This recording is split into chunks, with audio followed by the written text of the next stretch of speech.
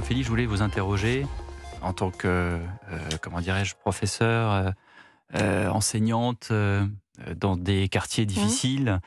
On parle de cette ado de 17 ans qui a été découverte dans son appartement de Roubaix dans le Nord avec la piste privilégiée qui est celle d'une overdose de protoxyde d'azote.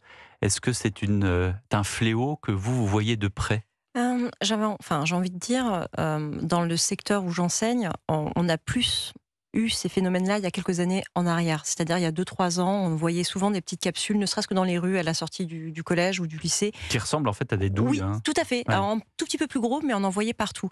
Là, j'en vois moins, mais ça ne veut pas dire parce que dans un secteur, en fait, il peut y avoir énormément, tout simplement, de travail qui a été fait en amont, que ça soit par la police municipale, qui souvent se permettait d'aller voir les enfants pour leur dire «Ouais, non, ça c'est stop». Donc ça leur faisait un petit peu peur. Ceci dit, c'est toujours tout ce qui est de l'ordre j'ai envie de dire, du divertissement extrême et les tentes de plus en plus.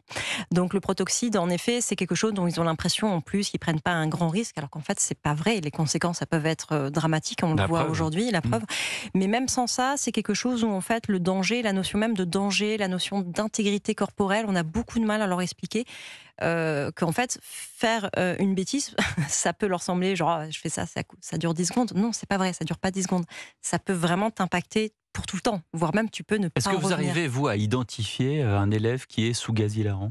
Oui, si vraiment ils le sont, si l'on Ils à sont la ailleurs, ils ah ouais, sont ils sont ailleurs, souvent même, ils sont dans des états un peu seconds, la voix change parfois. ah oui, Ouais, parce c'est que l'effet Donald en fait. ouais, Ouais, mais en général, ils le font rarement avant de rentrer dans un collège, hein, ou un lycée, ouais, parce ils le font que après. oui, on le voit tout de suite, si vous voulez. C'est pas quelque chose, Donc c'est plutôt le lendemain, un élève qui a mal dormi, un élève qui a mal à la tête de qui manière constante à eh 8 heures du oui, matin. Mais ouais. genre vraiment, vous savez, des énormes maux de crâne, une difficulté à respirer parfois.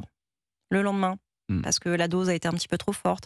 Donc on a comme ça des pistes un petit peu, et puis surtout en général ils le font rarement tout seuls au Et début. et alors cette question qui, entre guillemets, «qui tue», la question c'est: et que font les parents?